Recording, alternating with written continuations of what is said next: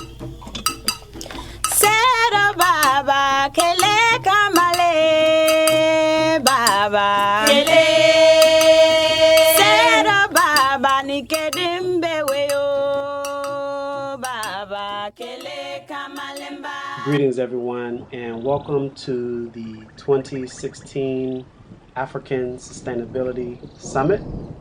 I appreciate you all for joining us and tuning in to our presentation on Nsukora, which is a kind for rainwater harvesting. So let us get right into it. So the overview of what we're going to discuss today, I'm going to give you a brief biography of myself and Nkala Environmental. Talk briefly about African sustainability as well as our approach, IK and AT for ED. And this is session 1 of 3. This is the root session where we're going to be giving an overview of rainwater harvesting, and the sessions to follow. Session 2, the sprouts, will be dealing with some design considerations in building a rainwater harvesting system, and session 3, the hardy session, we're going to get into actual design calculations and go through an exercise of designing a rainwater harvesting system. Biography. Okay, so my name is Yaw Agbede, and I am an environmental and water resources engineer. I work for Nkala Environmental, and Nkala Environmental is an engineering and educational consulting firm. We like to say that we focus on reality construction with an emphasis on the construction. So we're looking at building the physical infrastructure that's necessary to be independent. We specifically look at 2 different areas. Those areas are environmental engineering, which we specifically focus on water and renewable energy. And we also, our other focus area is in independent education.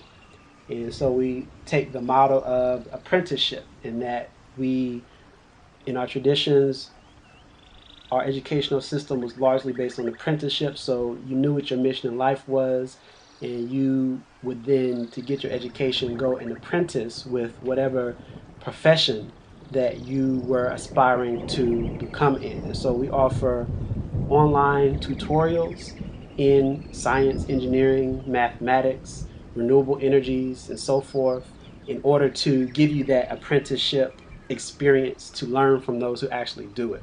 So that's a little bit about us.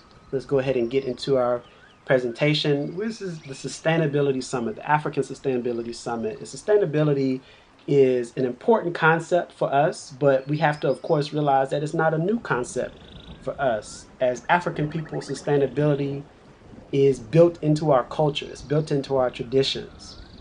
And because we have our own paradigm, our own technical paradigm, that means that it's built into the technologies that we have developed and the way that we look at technology.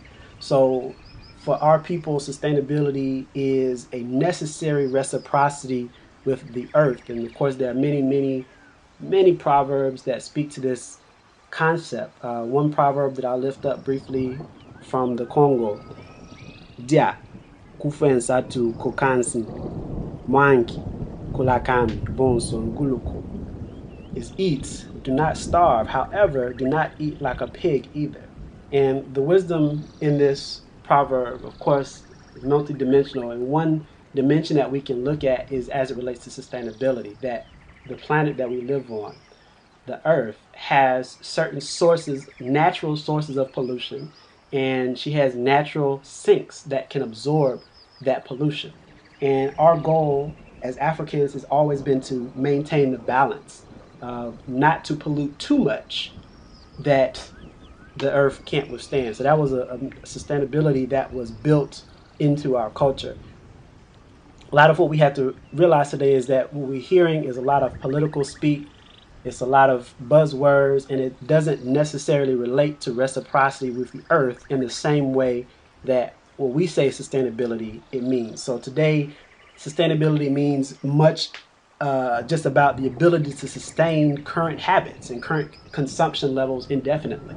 And if you look at any definition of sustainability, it will speak to that same concept. So for Africans, what does that mean for us? What that mean for us is that we have to understand that we have a unique worldview, and our unique worldview gives us unique definitions of everything, including sustainability. Sustainability for us, it means to seen by seen. It means to hold up that which holds us up. It means to uphold the pacts that our ancestors made and continue the cycle, continue the rhythm of reciprocity with the earth. And our traditions are a guide that helps us to do that.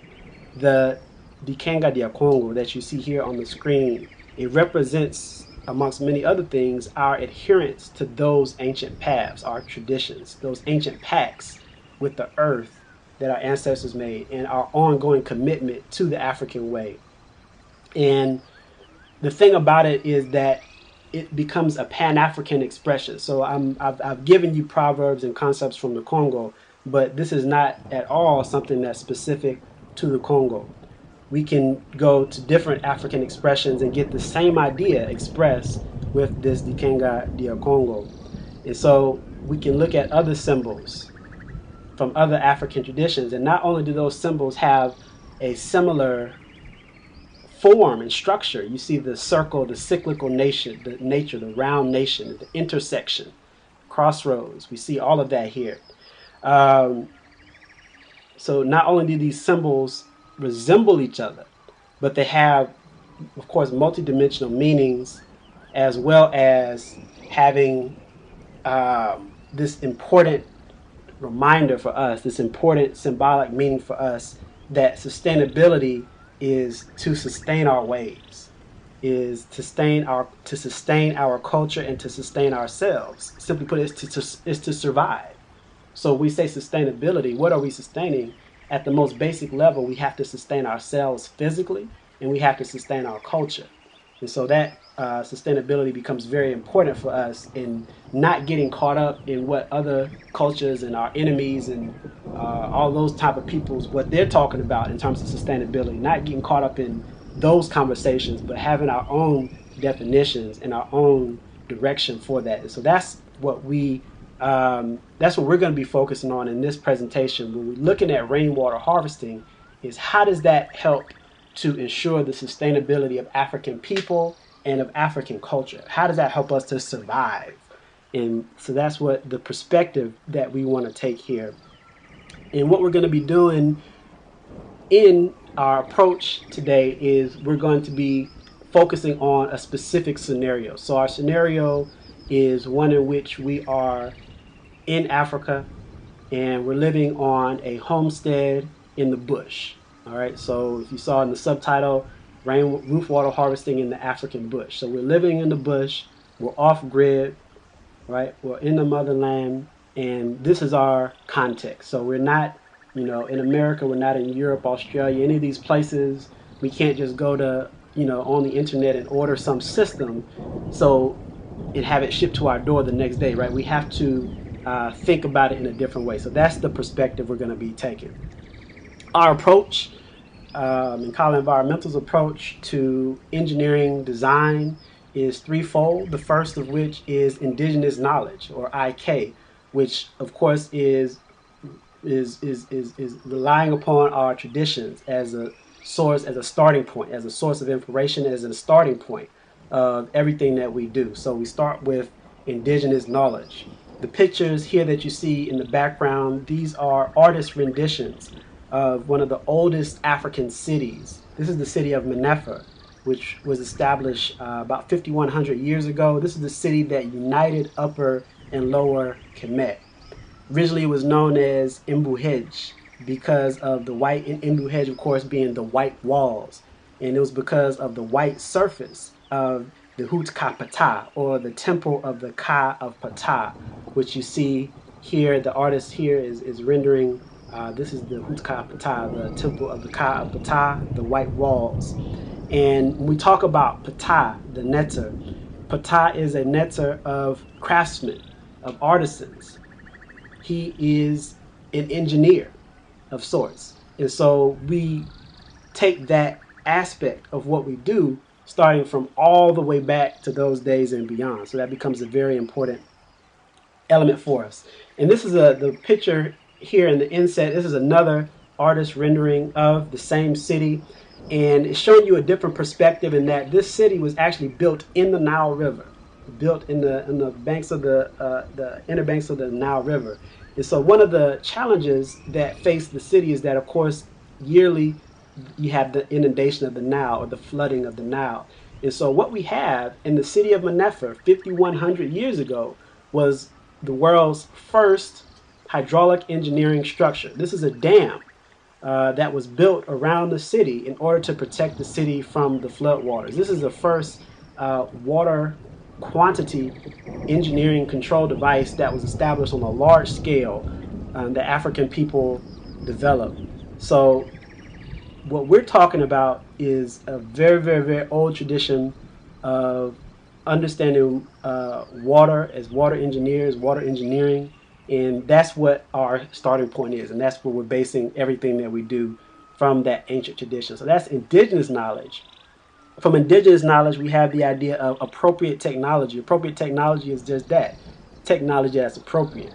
And one of the things that Nana Abakwasin Susu, Nana John Henry Clark taught us is that we should never become prisoner to someone else's technology.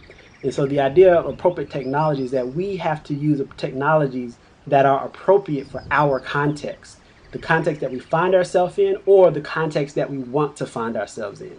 And so that becomes very important as we choose the elements of our design. We have to choose carefully that we are choosing technologies that are appropriate and that are not technologies that are imitations of Europe or Arabia or Asia or any other places, but we have to choose technologies that are appropriate for African context.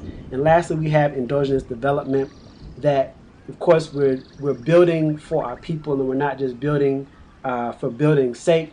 We're building to develop or redevelop ourselves to our former greatness. And there are many strategies of how to do that. Our strategy is what we call endogenous development. Endogenous development means development from our criteria that's based on our spirituality, our social well-being, and it ultimately benefits us, right?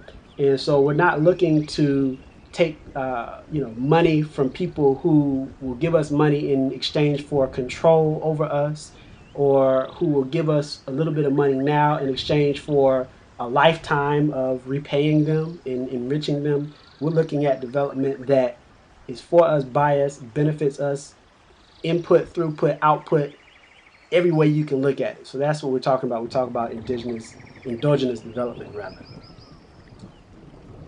And with that, we can get into our overview of rainwater harvesting.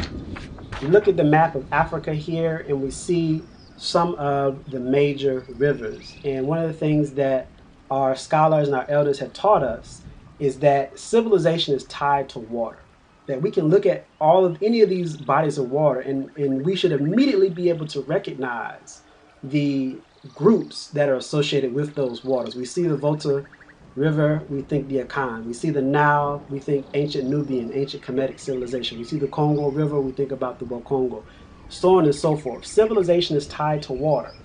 And that's one of the reasons why we're looking at rainwater harvesting as it relates to sustainability.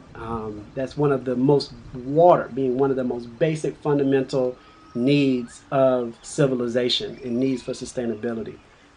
Of course, for us, water is not just H2O. It's not just a combination of chemicals that happen to come together. Water is a work of art. Water is perfect in the way that it's designed, in the way that it is engineered. It's a living thing. It is a medicine. Water is very, very special to us. So when we look at something like, and why do I say that water is perfect? I mean, water is perfect because water is so unique and it's so perfect. One of the things, for example, is the fact that when water freezes, it becomes less dense. The solid phase of water is less dense than the liquid phase of water. Most everything else on this planet is the exact opposite of that. Water is very unique in that the solid phase, ice, is less dense than the liquid phase. Most everything else, the solid phase, is more dense than the liquid phase. Now, why does that matter? Why do I use that example to say how perfect water is? And our planet, we have oceans, and there's a lot of water in the oceans. And some of the parts of our planet are very, very cold. And so, of course, we would never want to go to those wretched places. But some of them are very, very cold in the Arctic and the Antarctic and so forth. And you have ice in the oceans that freezes and it becomes icebergs. And the icebergs, as they exist now, they float because solid phase water or ice is less dense than liquid phase water. So, therefore, icebergs float. But what would happen if that were not the case? If water were just like every other chemical substance, if you think about it like that, then why doesn't it behave the same way? If water behaved like other substances in that the solid phase of water was more dense than the liquid phase, when the ice in those cold regions of the ocean froze, it would sink to the bottom of the ocean and create a layer of solid water at the bottom of the ocean that eventually would cause sea levels to rise and eventually would cause all of our land areas to flood, which will of course make our planet uninhabitable for us human beings. So the fact that water breaks the mold from what everything else on the planet does and it floats, solid water floats, ice floats, is one of the perfections that allows us to live on this planet. So water is perfect. Water is medicine. Water is living. So water becomes very, very, very important.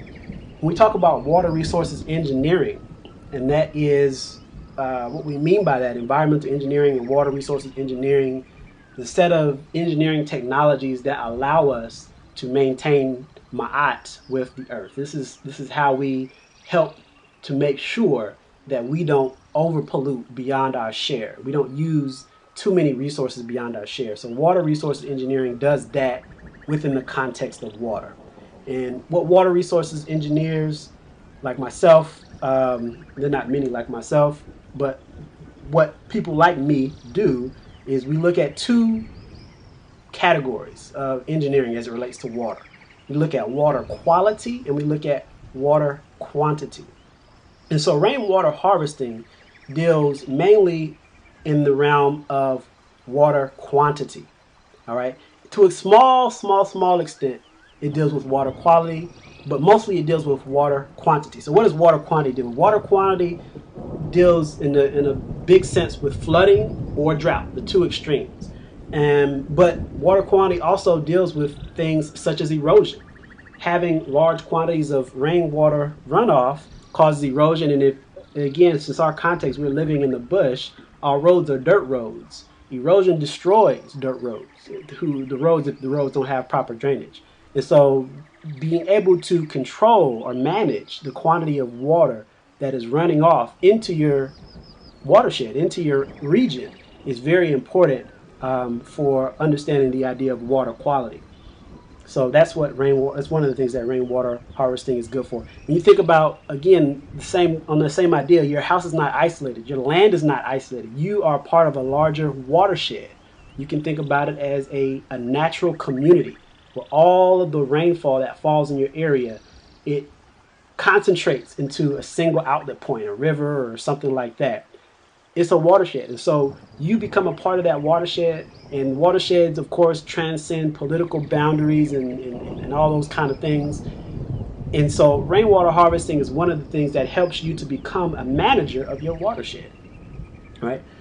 We talk about rainwater harvesting, and there's a lot of things that I can say to get into it, but rather I think that since this is the African Sustainability Summit, I want to tell you all a story that illustrates some of the points that I'm going to make in the rest of the presentation. So I want to tell you the story about Kwabena Besidain. Kwabena Besidain is a man who lives here in the bush.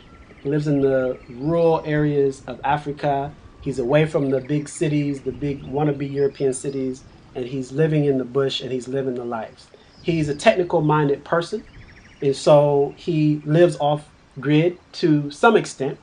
One thing that he still has that connects him to the grid is he does still use electricity from the electricity company to power a submersible well pump that he uses to get water. And not just him, of course. He is the village's technical person, so to speak, but the whole village uses this particular pump to get water from the well. And the problem with that, of course, is that in Africa, our electricity is not 24/7. Here in Africa, we have something that in Akan we call it dumsar dumsar. We have light off, and light off is just that: is when the light is off, when the electricity is off. So depending on where you are in a given African country, you may have no power for 24, 48 hours or more. Here, where Kwabena Besidine lives, he has only about 4 hours of electricity per day. And because his submersible well pump runs on electricity, that means that he only has access to water during a 4 hour period in any given day. And this 4 hour period is not regular. Sometimes it could be in the morning, sometimes it could be in the afternoon, sometimes it could be in the evening, sometimes it doesn't come at all. So what that means is that when the power does come on, people in the village have to rush to Kwabena Besidine's pump and fill up buckets and buckets of water in the 4 hours that the water is going to be on, and then take it back, and then they have to use that until the water comes back on again the next day or the next day after that. So this is their current situation. Kwabena Besidine, he basically lives alone, and he has several friends who accompany him. One of those friends is Apotro, and Apotro is a frog. And Apotro, he has favorite foods. And one day he decides that there's just not enough of his favorite foods around. His favorite foods are mosquitoes and algae. He loves mosquitoes and he loves algae. But in the place where he lives at, near Kwabena Besidine's home, he says, oh, it's not enough of my favorite foods here.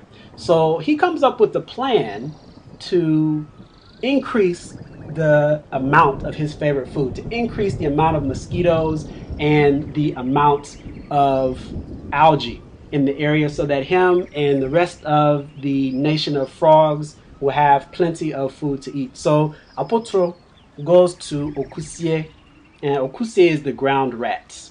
And he asks Okusie to help him in his plan by digging a burrow, because that's what Okusie does very well. He digs burrows. He asks him to dig a burrow down, all the way down to where Kwabena Besidine submersible pump is, and to through the wires, basically disabling the pump so that it works no longer. So Okusie does that work. He does it very quick and very fast. He's in and out and no one sees him. The next day, Kwabena Besidine notices that the power is on, so he rushes out to the pump with everybody else to get water. And what does he find? Everybody is looking sad and distraught.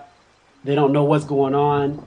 They tell him that the power is on, but the pump is not working. So Kwabena Besidine is like, oh, no, what do I do? I have no idea why this pump is not working. We have power, but the pump is not working. I don't know what I'm going to do. So he starts to break down. He's really stressed, and then along comes Apotro, who's like, hey, Kwabena, Tisane, what's going on, man? What's up? Why are you looking so sad? Kwabena Besidine, he explains to him, says, oh, Apotro, you wouldn't believe it that the pump, our single source of water in our village, it doesn't work anymore. I don't know how we're going to get water. The whole village depends on me for water, and there is no more water that we can get from our pump. I have no idea what we will do. Apotro thinks about it for a second, and he says back to Kwabena Besidine, he says, oh, Kwabena, listen, you are very lucky that we are friends. I have the solution for you. Rainwater harvesting in Nsukora.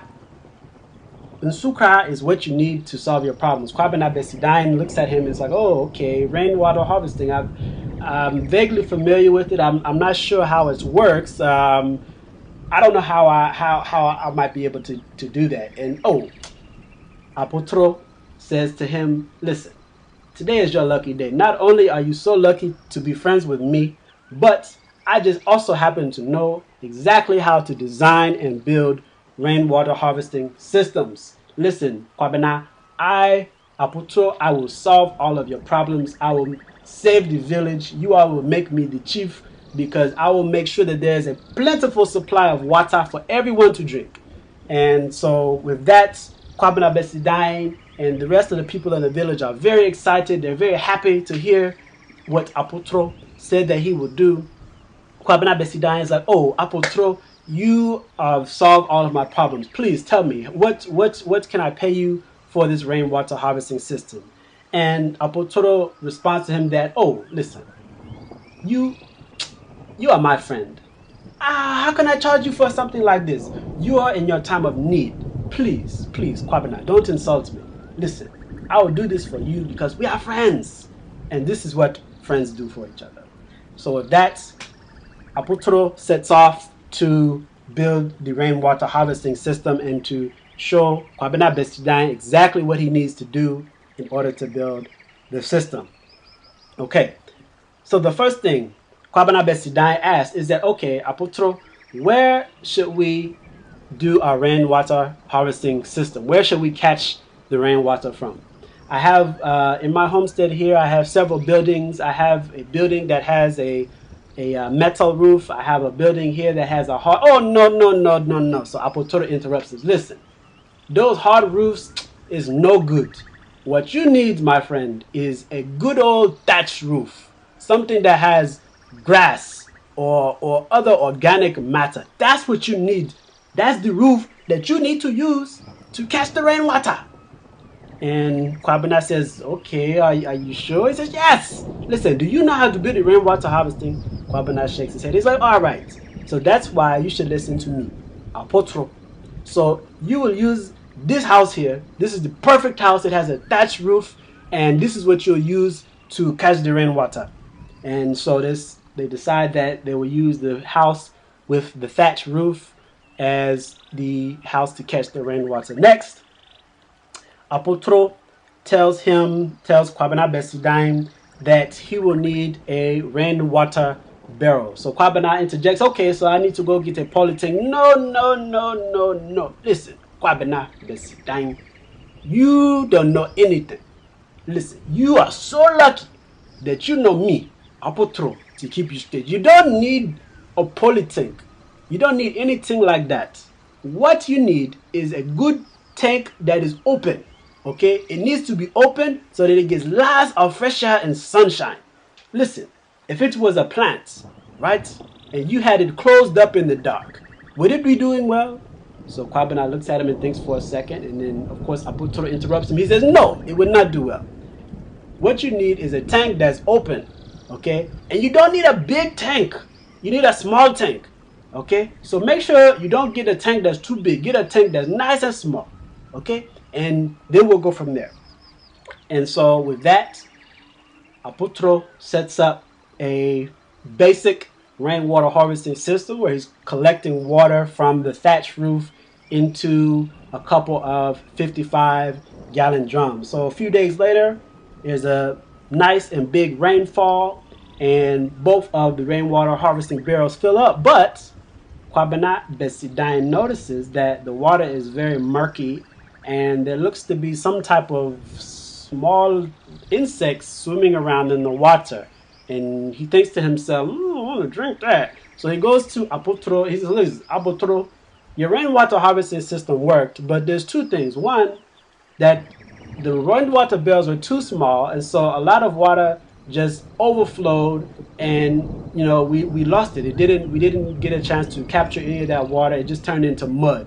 Secondly, the water is very, very murky. It has a very, very dark, turbid color, and there are lots of these little swimming insects swimming around in the water. Is this what it's supposed to do? Apotro jumps up. Oh, Kwabena Besidain, you are so lucky that I'm your friend. Listen, you don't know nothing, man. I'm going to tell you how to do this. Listen, this is what you need to do.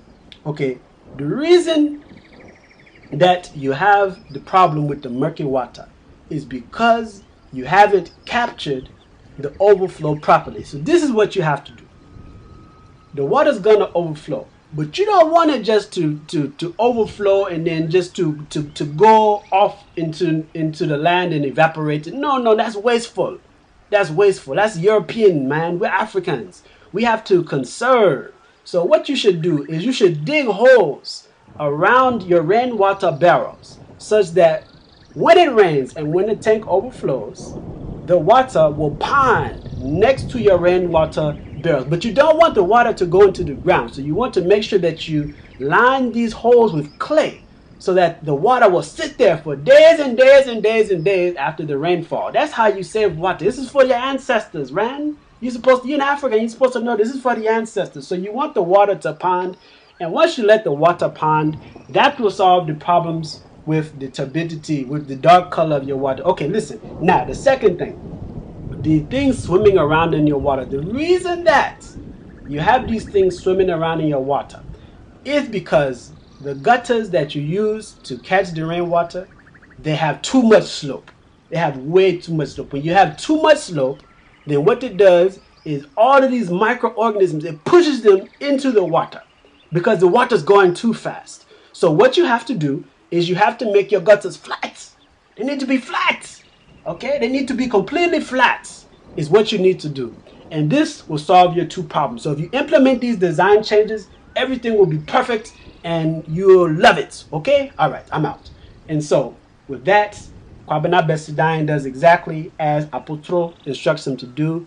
He digs several holes around his rainwater harvesting barrels that are designed to catch the overflow and allow it to pond there for several days after the rainfall. He adjusts the slope of his gutters to make sure that they're flat so that the water does not go too fast into the rainwater barrels. And several days of rain follow, and what Kwabena and Apatu notices is that the exact opposite of what Apatu told him would happen happens. Instead of the water being less turbid, the water ends up being more turbid. Instead of there being less of the little swimming things that he later found out were mosquito larvae, there are now more of the mosquito larvae. And in addition to that, he also begins to notice a funny smell and a green substance from the water that makes it undrinkable. He later learns that this is algae. So he's starting to think, wait a minute, maybe Apatu does not know what it is that he is doing with this rainwater harvesting thing. So he goes into the bush to find Apatu to confront him.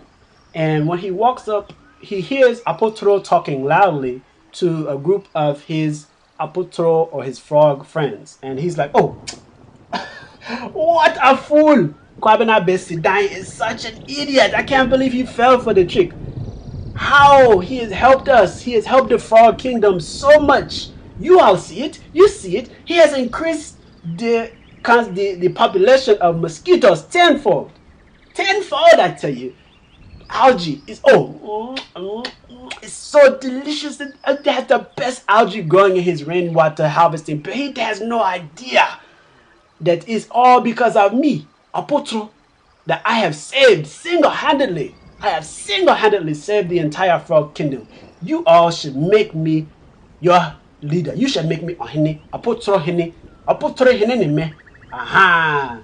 Yeah, you all are so lucky that you are friends with me. So Kwabena and Apatu, he hears all of this and he is infuriated. Hey, you. He is very angry. So he goes back to the village and he has a plan. Thinks of a plan of how he will get Apatu back for the deception that he has done. And with that, we will stop and you have to turn into session 2 to hear the conclusion of the story of what happened between Kwabena and Apatu and Apatu. Okay, so come back for the next one and we'll finish it up.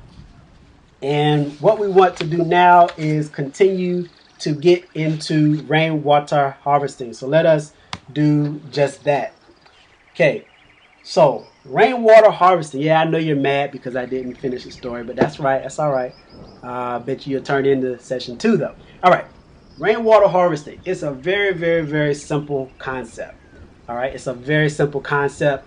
It's nothing new. It's been around for thousands of years. The concept is you have a surface where water runs off, such as a roof, and you collect it into some type of container. So here you see a situation where we have a couple of homes, and you see the clay pots there that are underneath the overhangs, that when it rains, those clay pots will collect rainwater. So that is a very, very simple concept of rainwater harvesting. And when you see, one of the powerful things about rainwater harvesting is it can be simple. It can be very easy, and simple and easy in this context means inexpensive. In this particular system that you see here, all you need is, you have an existing house, all you need is a container. In this case, they have some clay pots, and that's it. So it does not have to be a very complex thing.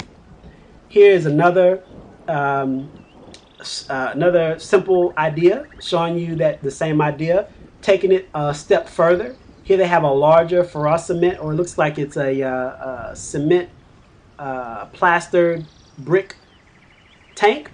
So a mason has come along and built this brick tank, and they've lined it with cement and plastered it with cement.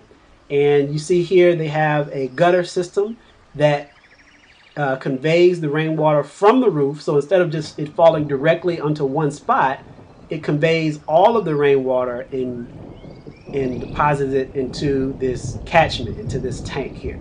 So it's a very, very simple concept. And again, that's what makes it so powerful.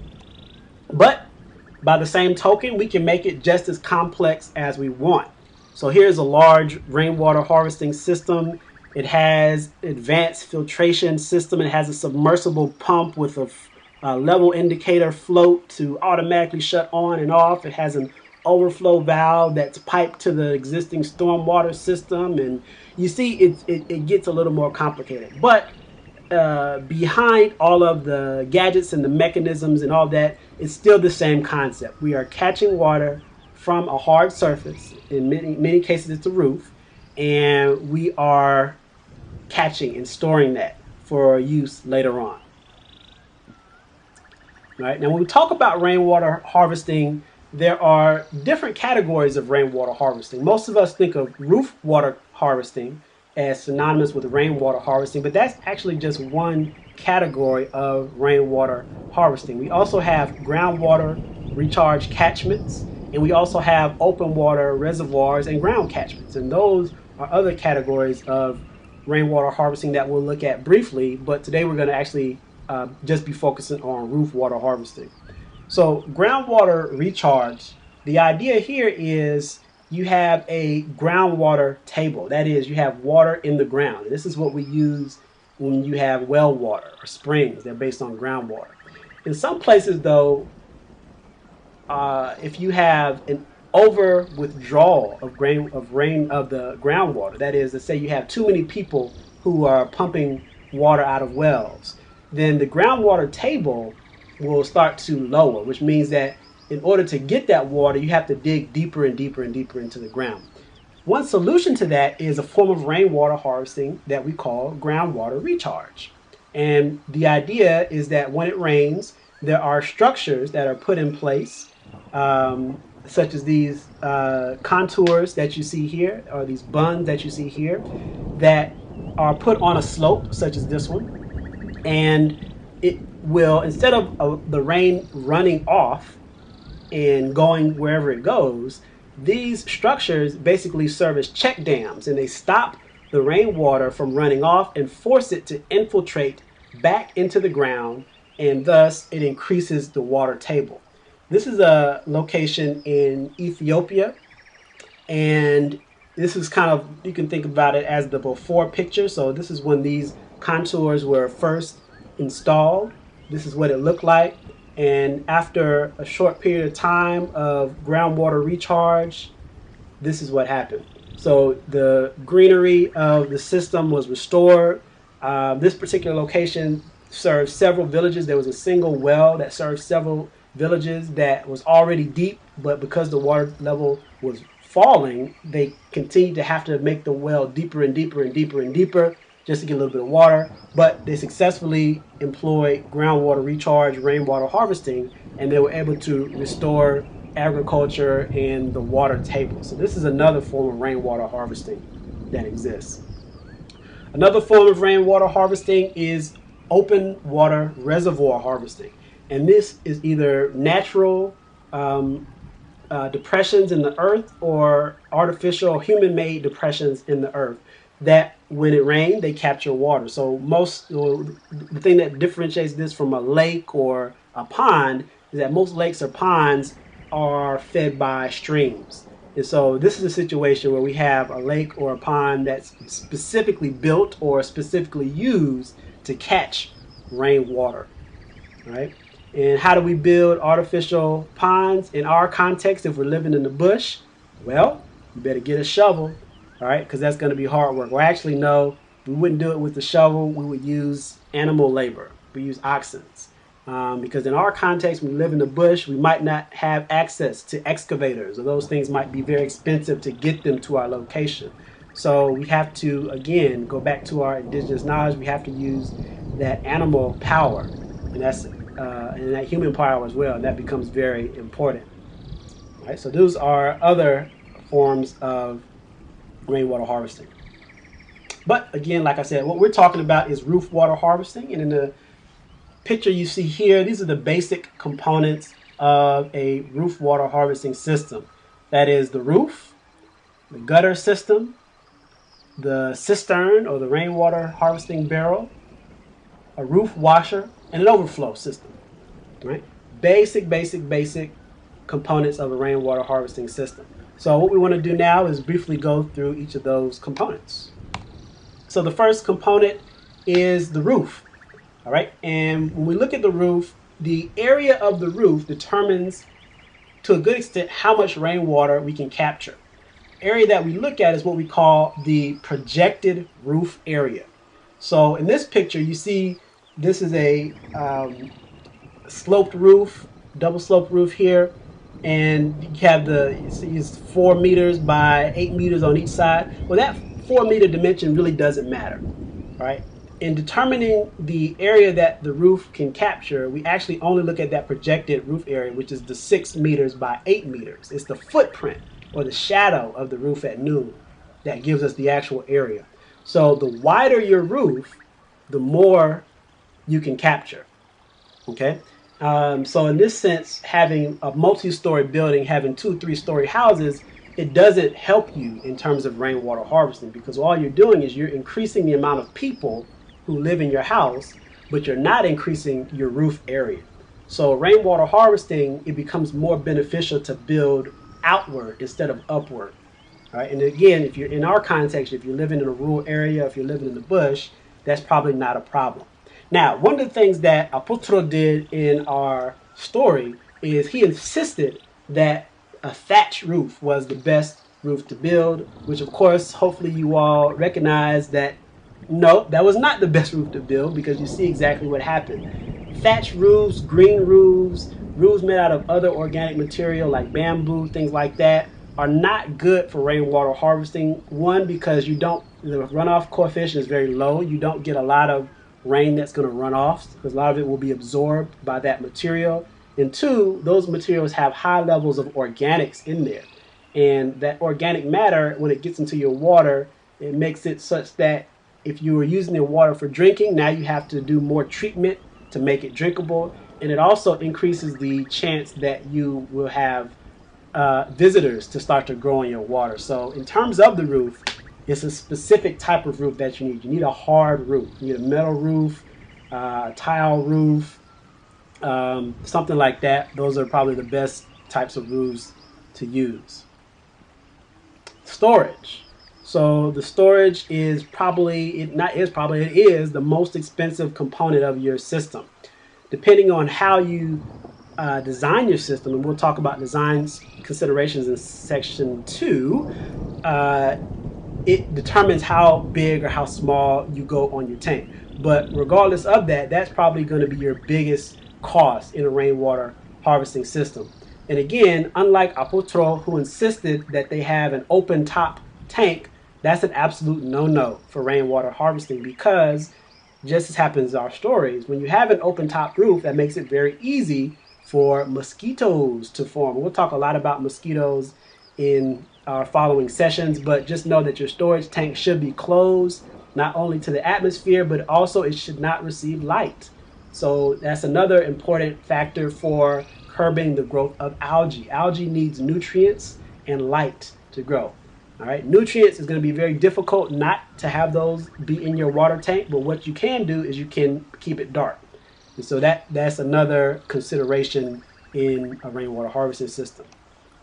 Okay, other forms of storage. So I just showed you a poly tank, which is very common across Africa, basically a plastic tank. You also will see in many other places they will use a combination of jars, clay jars that can be built by hand. Of course, the challenge with that is that it's difficult to build a large clay pot because it becomes brittle, and so you when you have clay-based systems, you see a lot of smaller pots that it requires a lot more management than a larger pot. You don't have to, you still have to be very much involved, but you don't have to be as involved if you have smaller pots. Here you see a couple of different options. They have a rainwater system, and you see they have a porch, and the containers are stored on the porch. And again, that's just for ease and just different preferences. Continuing on, different types of storage. On the left, we see a culvert. This is actually a culvert, which is a pipe for conveying stormwater. And this pipe, you can probably see these going under highways and bridges and so forth. And this is a piece of culvert that was converted into a storage tank. So they basically took it, built a concrete slab underneath it as the base, and made a top for it, again, to keep the sunlight out and to keep the critters out. And you have a storage tank. So you can be very creative there. On the right, you see a ferrocement tank, plaster tank. So this is also very common. People like these because a lot of people don't like to use plastics because often plastics, when they're exposed to sunlight, will leach into the water system. So if you're using the water for drinking, people tend to want to go for other types of materials other than plastics or metals. And so the cement-based or the ferrocement tanks become very popular. But the ferrocement tanks are not cheap. Okay, it becomes expensive to build these types of tanks, and specifically if you are building a very, very large tank, then it's not something that you want to do yourself. It's something that you want to get engineered by a structural engineer because water is very heavy. Even something like a 55-gallon drum, for example, if it's full of water, it's going to weigh about 450 pounds. So, you can imagine a large tank, hundreds of gallons or even thousands of gallons. You want to make sure that that's appropriately designed. So ferrocement is another option, and we'll talk a little bit more about cement tanks and some of the benefits of them in terms of pH when we talk more in session 2. On the left here you have is a device. It's called the Bob. This is a stormwater bag or a rainwater harvesting bag. So this is something that you'll see in a few countries in Africa. It's spread to. This is a commercial product. Some of the benefits of it is lightweight. All right, so it's very easy to transport it, to set it up. And so that's another device that you'll see there. And then on the right you see the typical 55-gallon rainwater harvesting barrels, which a lot of people are familiar with. And I'll show you this to show that even if you have these smaller tanks, you can combine them in series, as is done on this picture on the right with these blue tanks. And this is a good option if you're limited on budget, and so you might start out with maybe 1 or 2 tanks, and then as funds become available, you can always increase your storage by adding more tanks. And so that is another important consideration. So that's the storage system. And again, like we said, this is usually the most expensive component of a rainwater harvesting system, and also the one that differentiates just catching rainwater in a rainwater barrel and having a rainwater harvesting system. And we'll talk a little bit more about that towards the end. Okay, next, from storage, we talk about the conveyance system. This is basically the gutters. And your conveyance system transports the water from the roof into your rainwater harvesting barrels, into your storage system. So the gutters become very important, and there are a lot of configurations that you can make for setting it up.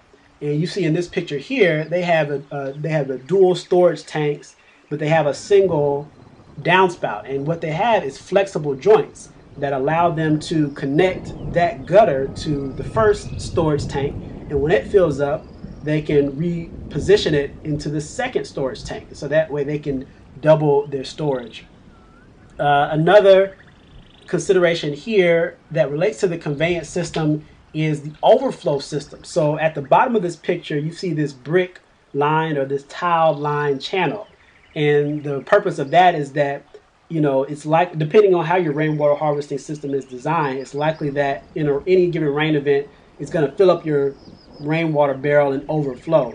And so you want to have a path for that water to flow. So again, unlike the frog in his design, he said that it was important for the water to pond, but of course we know that standing water attracts mosquitoes. So it's very important for your overflow system that you have some type of channel, and again, brick or line channel, in order to convey the water away from your home, away from your foundation, and to prevent it from ponding. The reason you want to have bricks is it helps the flow, and if it's just soil, then it's easy for that water to actually end up still ponding in those areas. So you have something that's lined with stone or brick or tile, then it helps to get that flow away from anything that you don't want it to be near. So this slide here, looking at the conveyance system, we have some commonly used configurations. So the first one on the left, you see we have our roof, which is our regular A-pitch roof. It has the front and the back. And then we have the guttering. The bold green line here is the guttering. And so this is what you'll see in a lot of places in Africa, is a partial guttering. Often the gutter is built out of the same material as the roofs, as the corrugated tin. So they'll take that piece of corrugated tin and they'll cut and they'll bend it and turn it into gutters. And so you'll see gutters such that it'll collect from just a portion of the roof.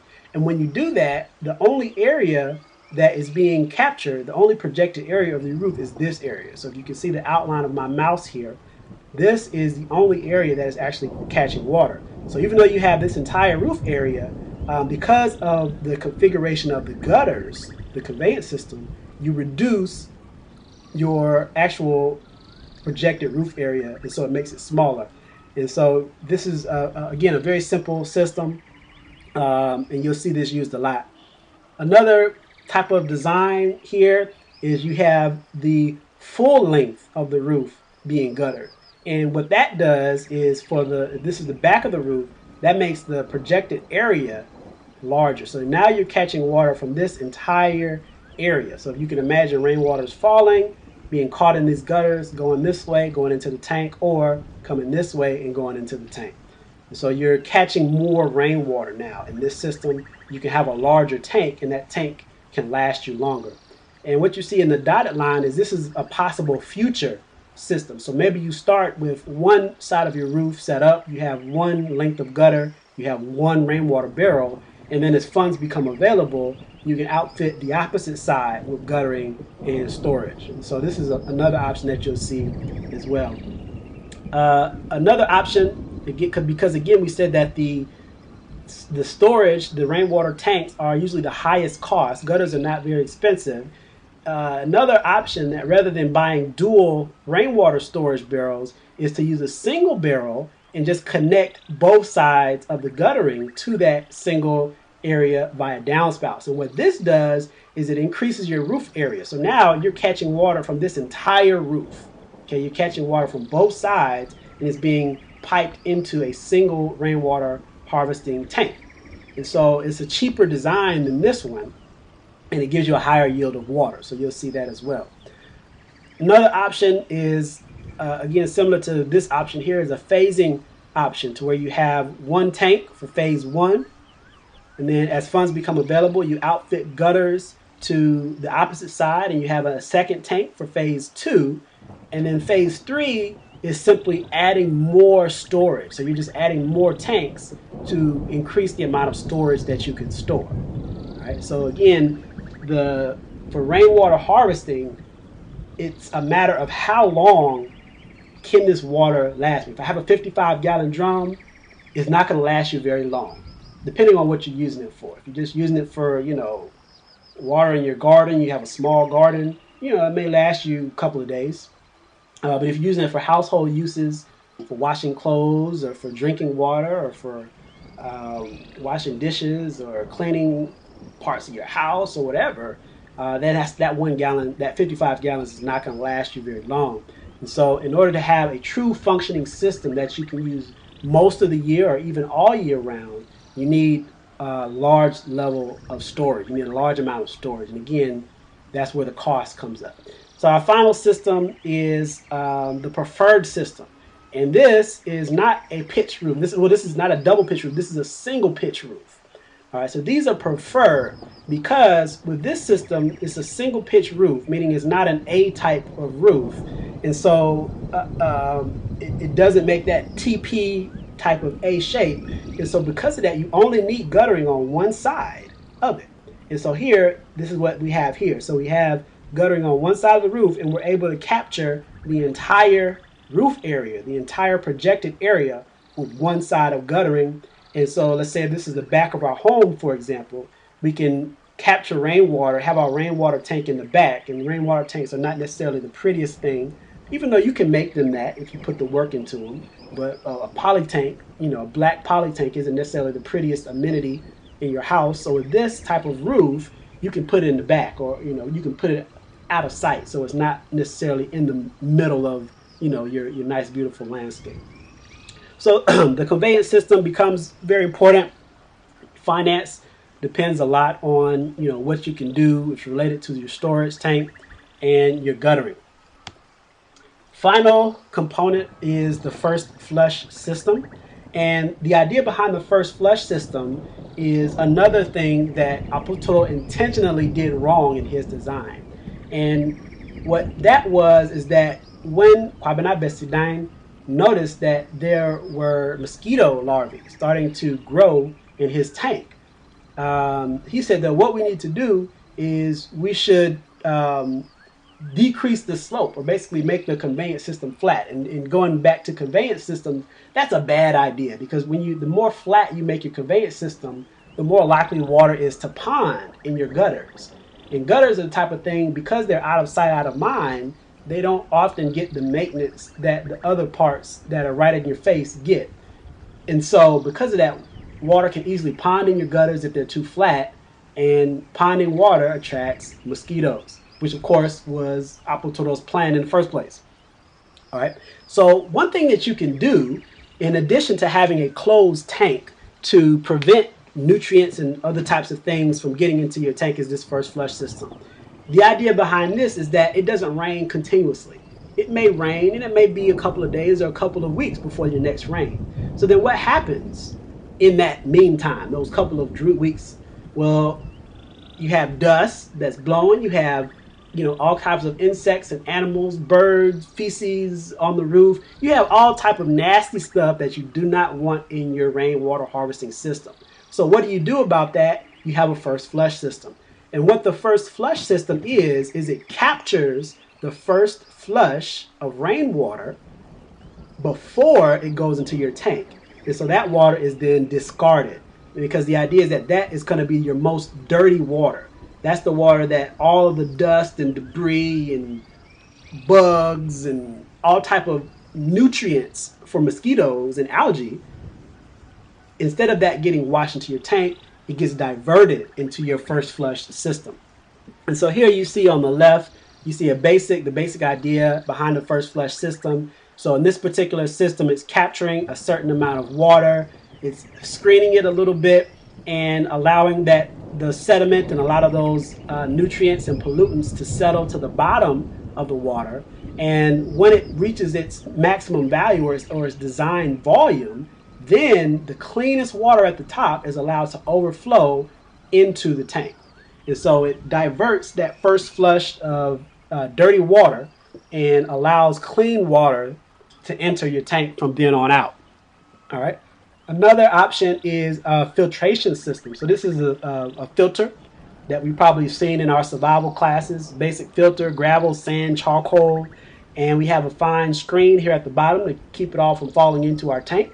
And this does a similar thing. So when that first flush comes down, it filters that water through our filter, and out comes cleaner water. So we do not get those nutrients growing. So if you want to stop mosquitoes and algae, you take away the sunlight so the algae can't grow, and you take away the nutrients because the mosquito larvae need nutrients in order to grow. So once you take away the sunlight, you take away part of the mosquito nutrients as well as the algae nutrients.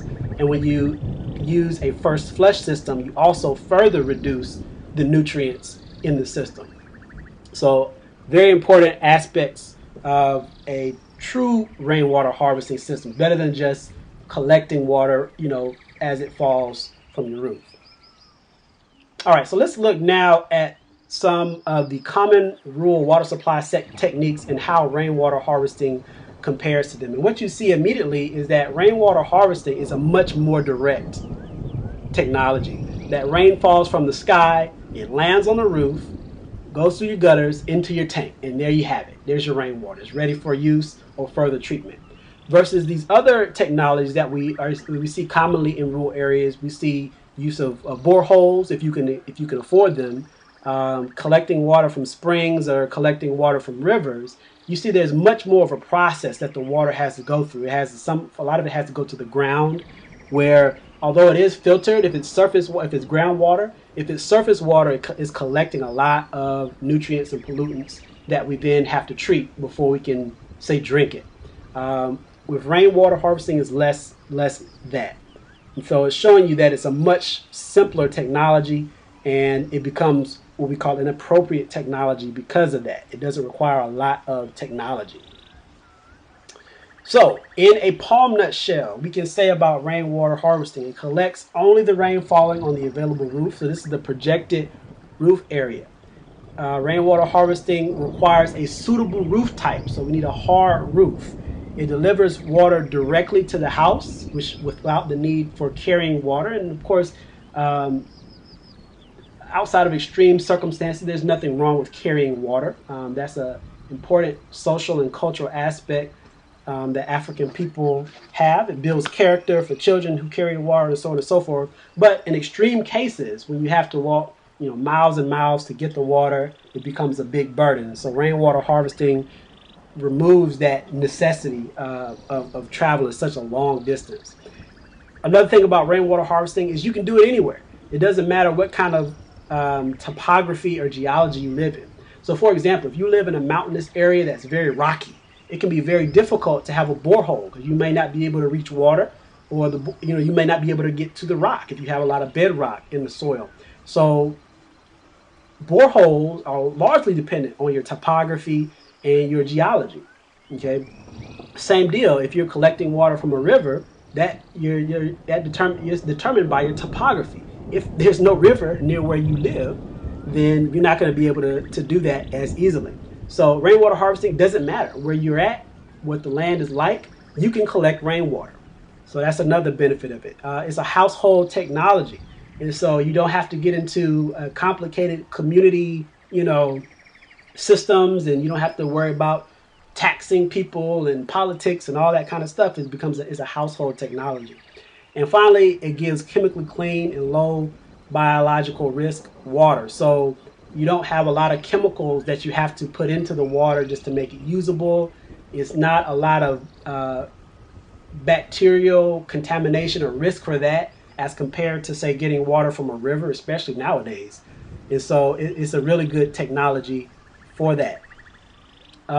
Comparing rainwater harvesting to other systems, so we see here that rainwater harvesting outperforms boreholes, springs, and even treated water from like a water treatment plant in many of these areas, as it relates to the cost of the system being lower, the ease of the system in installing it is easier to install it, and about it being so flexible that it doesn't matter where you are, you can install this type of system. So rainwater harvesting has a lot of points over a lot of the other systems.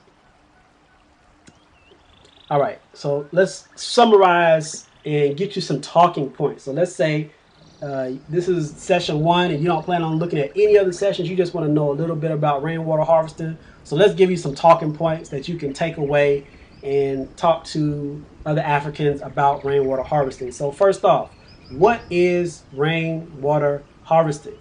All right. And so you see it here. Rainwater harvesting is the idea of capturing stormwater runoff and using it instead of city water or well water supply.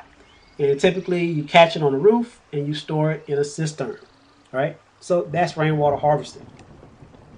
All right. What are some of the benefits of rainwater harvesting? One of them is runoff volume reduction. So that's one of the things I talked about earlier, is that when you have hard surfaces like roofs or concrete, pavement, parking lots, roads, that creates a problem in terms of stormwater runoff. This is runoff from rainwater. Rainwater harvesting, because you're capturing a percentage of the runoff from your roof, you're reducing those problems associated with stormwater runoff, such as erosion and so forth. So it becomes useful in terms of managing your watershed. It provides some level of reduction in pollutant load. So rainwater harvesting does reduce pollutants a little bit. So for example, if you're using rainwater to control runoff, as the water sits in the tank, it does get some level of treatment from that. Of course, rainwater harvesting saves you money because you get to use it and you don't have to pay to get your water, or you don't have to, basically pay to get your water. And of course, this depends on where you are, because in many places it's illegal to catch rainwater. So I wouldn't want to live in a place like that, but in a lot of places in the world, that is the case. So make sure you know the rules of where you're trying to do it, or you can just do it anyway. All right. It reduces demand on water supply. So again, that's another important aspect of rainwater harvesting. So those are some of the benefits. What are the limitations of rainwater harvesting? Well, the main one is the rain. Because rainwater harvesting depends on rainfall, and we know that rainfall doesn't happen regularly, it can be difficult to predict it. That may mean that it may be difficult to have a system that's only based on rainwater. So you might need another source of water to supplement when it's not raining, or if you run out of water. Another limitation is that for some uses you have to treat the water. So if you want to drink the water, you have to treat it before you drink it. One of the good things about that, though, is that it doesn't require a lot of treatment. Such as if you were getting water from a river or a lake, you might need a lot more treatment to make that drinkable. Rainwater harvesting, you don't need a lot of treatment to drink it, right? Because essentially the water is clean if you're just catching it. But the only way it gets dirty is when it falls on your roof and collects pollutants is when it gets dirty. So, but that is a limitation, that you do have to treat the water. And another limitation is that you need a separate plumbing network if you want to have what you call a purple water harvesting system. Purple water harvesting system is where you catch the rainwater and then you pipe it into your house to be used just like you would use, water piped from the city. And to do that, of course, you need a separate plumbing system. So that's what this limitation is talking about. All right. How can you improve the appearance of the storage tank? Right? Because like I said, sometimes storage tanks can be ugly. Well, in some cases, you can make them invisible and you install it underground. So typically in our context, we're living in the bush. That's not something we're going to do, all right, because that becomes expensive. Now you have to deal with excavation. Now you have to deal with pumping the water out. And now you have more maintenance issues because since the tank is underground, it's harder to get into it. And so not something that we would particularly do in our context that we're looking at, but it can be an option if you're in that situation. Another ways you can make your storage tank look better is, you have several options of what your tank can be made out of. You can make it out of plastic, ferrous cement, metal, bricks, mud, and even wood in some circumstances. So you can, make your rain barrel look as pretty and as appealing as you like. Right. More talking points. What's the difference between a rainwater harvesting system and a rain barrel. And the system is kind of a nuanced thing. Both of them are designed to catch rainwater. A rain barrel is typically a small 55-gallon drum or less. And because of its size, it limits the practicality that you can use, so that you can't really call it a system, right? If you only have a few gallons that are going to run out within a week, then it's not really a system. A system typically has a larger level of storage, so either a larger tank or multiple small tanks in series, such that you can continually use the water for an extended period of time. So that's the difference there. All right, and then we talk about rain barrels. Most of the rain barrel volumes are exceeded even during small rain events, and so they only give you enough storage for casual use. So what I just said. All right, and with that, that is the end of today's presentation. Hopefully you enjoyed it. If you have any questions, I will be around for the question and answer session, so I hope to see you then. Nikedimbe weyo baba kele